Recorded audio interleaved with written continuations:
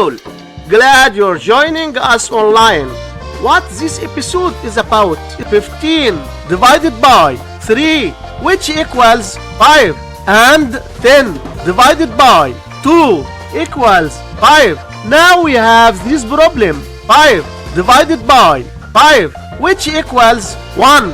But this answer is not correct, because according to the order of operations, we must do this division, then this division, and at last this division. So we have first this division: 15 divided by 3 equals 5. So we have 5 divided by 10 divided by 2, and we can write this part as 5 over 10 divided by 2. So we must keep the first fraction 5 over 10 and change division to multiplication times, then flip the second fraction 1 over 2, which equals 5 over 20. And this is our final answer for this problem. Don't forget to like, comment, and subscribe for our awesome content.